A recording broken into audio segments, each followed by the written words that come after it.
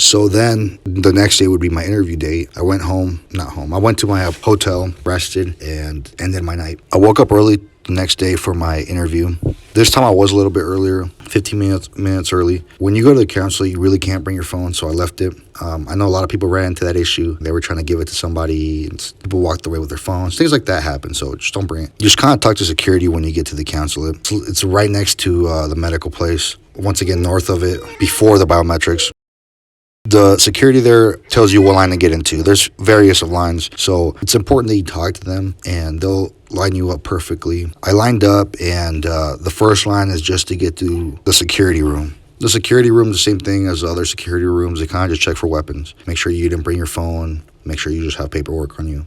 So for this part of the interview, I brought everything, every little paperwork I had. So you start off in security, and then once you get past security, you're told to walk and follow blue arrows that are on the ground. You'll come across this like waiting room, which is like a big ass porch with a bunch of seats underneath of it. Kind of like this picture here. You'll be stopped by the workers there. They'll look at your time and your last name, and they'll tell you to sit at a certain chair in the waiting room. This is by far the worst process of the whole thing. Just the waiting time for the getting inside the consulate. It's devastating for sure. I still have nightmares of this shit till this day. We waited there for about 2 hours without any like clear indication of where we were going or whatnot. We just had to wait there in the chairs. Very bad communication on their part, in my opinion. 2 hours passed by, and they finally told us to get up. My row, where I was sitting, to get up. And my row was transported to another waiting room, which was just like next to this one. Same thing, big porch, waiting chairs. And we sat down again, and we probably waited an hour and a half this time. As soon as that hour and a half was up, it told us to get up, and then we finally got to walk in the consulate. When we walked in there, it was like a big DMV, and we sat in chairs by who came first. And basically, there was 2 lines open for windows, and based on your last name, you would go to either line. Once I got to the window, I thought it would be my interview, so I was super prepared, but it wasn't. And this is the fucked up part right now. They basically just take all your paperwork. This means birth certificates. They asked me for tax information, wife's tax information, or sponsor, letters of affidavit, passport, and current addresses and all that. That was about it. And I was still waiting for the interview. Like, what are we going to do? Are we going to do it right here, or do I have to go somewhere? But no, they kind of just told me the interview was going to be on another day, 2 days from now. And when you're here in Juarez and you're paying out of pocket, that shit can drive you kind of crazy. So this interview for me was supposed to happen on Thursday. They told me 2 days later, and we don't work on the weekends. So basically, and it just happened that my interview was on the 2nd. So 2 days later would be the 4th, which would be on the weekend. So I had to wait until Monday. But Monday was a national holiday here in Juarez, or in Mexico. So then I had to wait till Tuesday to do the fucking actual interview. And basically, it was the same process. I had to walk through security, wait in those rooms again. And once I got to my actual interview, they asked me for my wife's birth certificate, my certificate. They asked me for tax information, letter of affidavit that I had previously showed them, and my passport, of course, and that was about it. Questions were kind of straightforward. It was some dorky guy behind the window.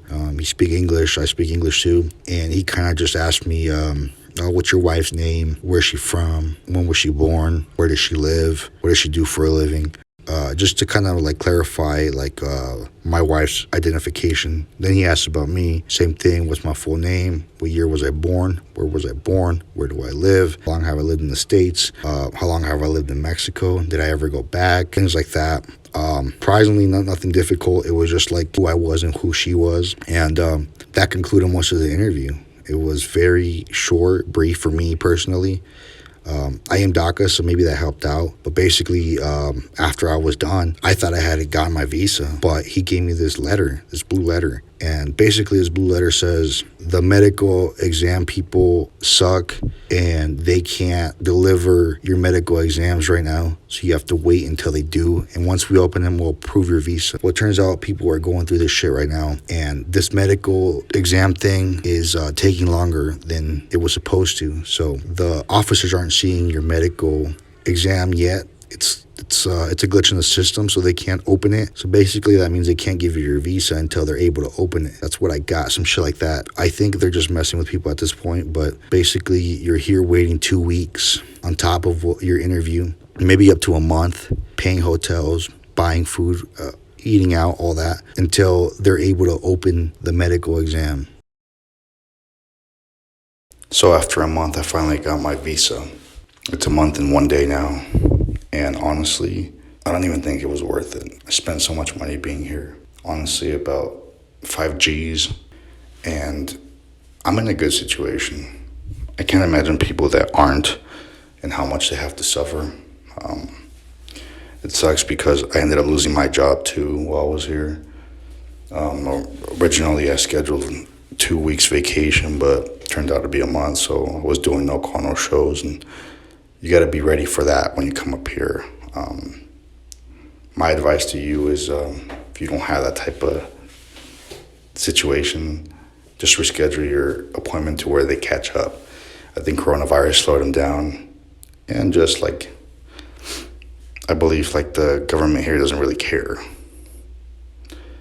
My advice is if anything happens and you feel like you're stuck, try to contact your state senators and all that. That's what I did, and I truly believe that's what finally got me my visa. But anyways, I hope this video was informative. Please subscribe, hit the notification, and stay tuned.